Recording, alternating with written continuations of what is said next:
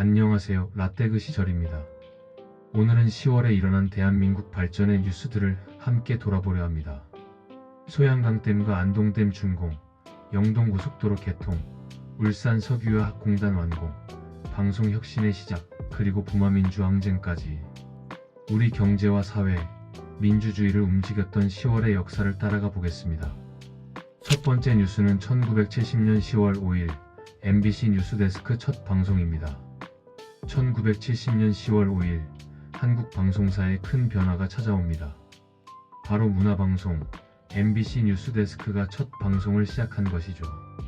그 전까지 뉴스는 주로 단순 전달 위주였지만 뉴스데스크는 심층 보도와 앵커 중심 진행으로 새로운 방송 문화를 열었습니다. 국민의 알 권리가 확장되고 정보 전달의 새로운 시대가 열린 순간이었습니다. MBC 뉴스데스크 첫 방송을 진행한 앵커는 고 박근순 씨였습니다. 그리고 이후 우리에게 친숙한 차인태, 엄기영, 백지연, 손석희 등 시대에 유능한 앵커분들을 많이 배출한 프로그램이었습니다. 오늘의 뉴스를 한눈에라는 시그니처 멘트는 많은 이들의 기억에 아직도 남아있네요.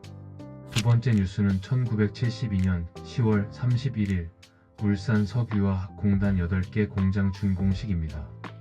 1972년 10월 말 울산에서는 석유화학공단의 8개 대규모 공장이 준공됩니다.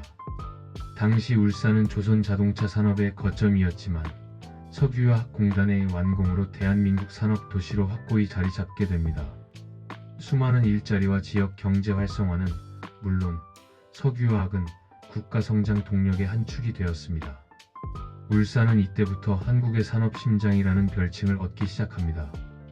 참고로 울산은 마스코트 해우리가 있네요. 세 번째 뉴스는 1973년 10월 15일 소양강 다목적댐 준공입니다. 1973년 10월 강원도 춘천의 소양강의 대규모 다목적댐이 완공됩니다. 동양 최대 규모로 불렸던 이 댐은 착공 6년 6개월 만에 역사적인 준공식을 갖게 되고 이 지역의 홍수 조절, 농업산업용수 공급, 수력 발전까지 가능하게 했습니다. 특히 수도권과 강원도의 물 공급 안정에 큰 역할을 했죠.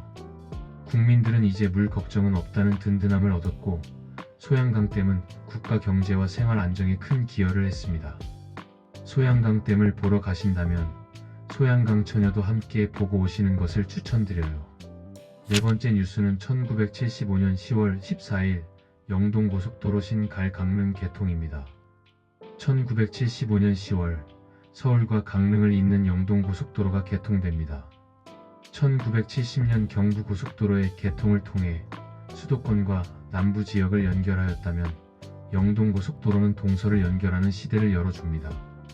그 전까지 강원도는 교통이 불편해 발전이 더뎠지만 고속도로 개통으로 수도권과 강원도가 빠르게 연결되었습니다. 관광객이 몰려들고 농산물, 수산물의 유통이 활발해지면서 지역 경제가 크게 살아났습니다. 이때부터 10월에는 단풍놀이 정체가 시작되었나 봅니다. 그래도 바다 보러 가는 길이 더 가까워진 이 도로는 국민들에게 경제적 풍요와 여행의 즐거움을 동시에 선물했습니다. 다섯 번째 뉴스는 1976년 10월 27일 안동댐 준공입니다. 1976년 경북 안동에는 안동댐이 준공됩니다. 낙동강 상류에 위치한 이 댐은 영남 지역의 홍수 피해를 줄이고 농업용수와 생활용수를 안정적으로 공급했습니다. 또한 준공 과정에서 수많은 일자리가 창출되어 지역 경제에도 활력을 불어넣었습니다. 안동댐은 단순한 수자원 시설이 아니라 지역 발전의 촉매제가 된 상징적인 사업이었습니다. 전체적인 생김새는 소양강댐과도 살짝 비슷하다고 하네요. 실제로 소양강댐과 안동댐을 같은 시기에 계획하다 보니 설계가 비슷하게 적용되었다고 하네요. 한번 사진으로 비교해서 보시는 것도 재미있을 듯 하네요. 여섯 번째 뉴스는 1978년 10월 27일 제3땅굴 발견입니다.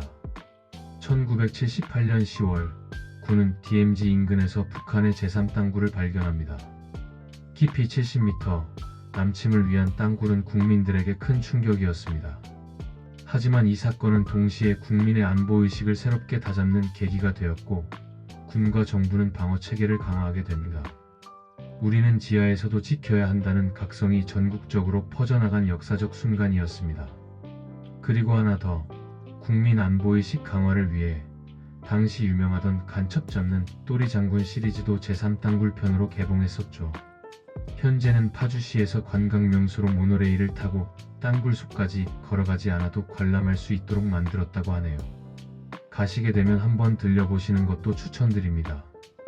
마지막 뉴스는 1979년 10월 1621 부마민주항쟁입니다.